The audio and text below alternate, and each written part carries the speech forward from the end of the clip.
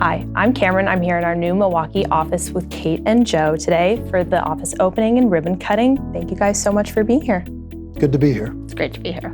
I wanted to start with you, Joe. Can you tell us a little bit about how this office opening might be a little bit different than some of the others you've done? It's not your first new Allspring office. No, it's not, but it's a special one if you think about it. The office that we left in Menomonee Falls was iconic. People not only in Allspring or even in this region know about it, but people in the industry remember the Menomonee Falls campus and the office and going back to the strong days. So, I know for a lot of people who've worked there in their entire careers, in 20, 25 years, leaving that office was tough, and it evoked a lot of memories and a lot of experiences and all that kind of stuff. So in that sense, it was tough. But the other side of it is having come here just today and for the first time and walking around a little bit, and the excitement people feel and the appreciation they feel for this new building. I think it's about a little bit about leaving a legacy behind and beginning to build a new legacy for Allspring. Yeah, new legacy. I love it. Well, speaking of new, you're teeing me up perfectly for Kate. The new office is not the only thing that's new and exciting around here. You were just recently announced as Allspring's next CEO. Yeah. Congratulations. Thank you. On a personal note, just how do you feel? Really energized and super motivated to continue to build on what Joe and I have been working together on for the last 2 years. So just ready to continue the journey. Can't wait to see it. What are you going to focus on first? Look, as I said, it's the continuation of our strategy. We really want to deliver an exceptional client experience. And that means on the investment side, continuing to invest in our platform and make sure our best investment strategies are available in a vehicle agnostic approach. It is certainly focused on the client experience and working with distribution and our operations team to make the whole client journey be a better experience, whether it's onboarding to your client reporting. How do we stand out as being really the easiest asset manager to work with? And then on the overall operation and technology platform, I really want Allspring to be the modern asset manager. And we have this unique opportunity and the catalyst to really redesign our tech stack and how we do the work so that we can really grow and scale efficiently in the future and be exceptional on the client side. And then at the heart of all of it is our employees. And so continuing the employee engagement and building a best-in-class talent pool where we're able to attract and retain the best talent.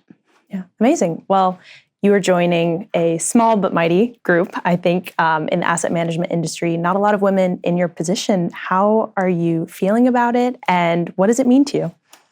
I've been in asset management for almost 25 years, and it's been wonderful to see the increased diversification across the talent pool, I think, in asset management. It's obviously a little humbling to be part of that small group. It will be wonderful if we see more of us in the future. But what's really, I think, special for me and for Allspring is we have such great female leadership, actually just great leadership across the board. But when I look at the representation across Allspring in terms of the strong, powerful women that we have inside the organization, it's just really neat and really fun to be able to work with all of them as well and the broader team to build the best asset manager that we can. Absolutely. I know I love to see it. Well, we didn't come to this office just to sit in this studio, no matter how great it is. Should we go check it out and see who can get to talk to us? Let's go. Absolutely.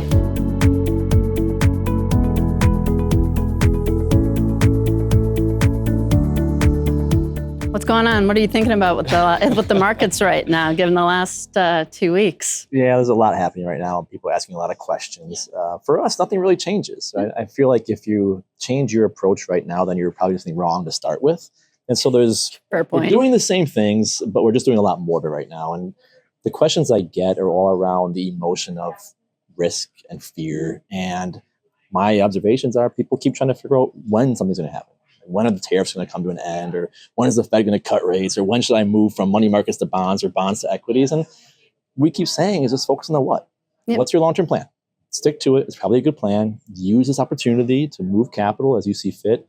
try to figure out what's happening with the economy, right? We're going to go through a little bit of a contraction, which ultimately leads to a stronger U.S. economy and a stronger U.S. market. And so think about what's your long-term allocation, international versus U.S. This is an opportunity. So focus on the what, not the when. Head down, do the work, but don't change your plan. Right now is not the time to get fearful. Good answer. Thanks, Brian. Yeah, thanks for Good stopping by. strategy. Appreciate it. Perfect. Have a good one. So, burning question for everybody. When our president or Washington eliminates the tax deduction for munis, what are you going to do for a career? That would be devastating for me personally, right? But what do you think about that? Seriously, people are, they're throwing that around a little bit, but what do you really think? The good news is that's never going to happen, right? This conversation, Never. This conversation has been taking place for longer than I have been alive. Okay. Muni bonds fund everything we all agree we need more of, regardless of which side of the political aisle you're on, right? They fund all of the education, all the healthcare, all of the infrastructure, which we desperately need. So we can take that to the bank. Absolutely. And so the next burning question on your mind is what? With respect to the markets and munis, and what should people be thinking about, watching for? People should be thinking about yields. Okay. Right? We've obviously been through a pretty significant period of volatility. There's been a backup in munis and everything else. And we are now sitting at yields that haven't been this high since the Great Recession in 2008. So where you said on something earlier, 5% in 10 years, is that still available? It's still available, right? It's still pretty easy for us to add 5% tax-exempt yield to portfolios in today's market. Are you seeing crossover buyers? We are, right? They should be. That's really exciting. They should be buying them. Absolutely. So we've had conversations with Janet Rilling and her team about the value proposition in munis. The really nice thing about that for investors looking to put money to work now is that they help set a floor. Sure. Right? It can't get much worse if additional money from non-traditional buyers is coming in. So if taxable buyers are willing to buy munis, shouldn't muni buyers really be willing to buy munis? Absolutely, without a doubt. Okay, makes sense. Thank you. Thank you all. All right. So in times of volatility, we know that you work very closely in investment analytics with all of the investment teams. What are you working on now? It's been a busy week, I'll tell you that. During times of volatility, what we really strive to do is kind of look under the hood of the risk model.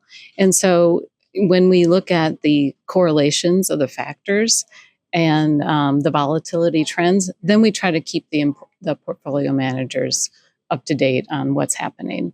And we can even take it a step further. If they need help with their portfolio construction, we can run things either through the optimizer or the asset trading tool, just so that they can see when they make a trade, like what the risks are going to look like in their portfolio. So you're providing them a lot of real-time analytics as we have this volatility in the market and how to think about the implications of that? Yes. Yeah. So in addition to all the daily stuff that we produce, on a regular basis, it's just that little extra insight into what's happening. Great. Well, thank you very much. Thank you.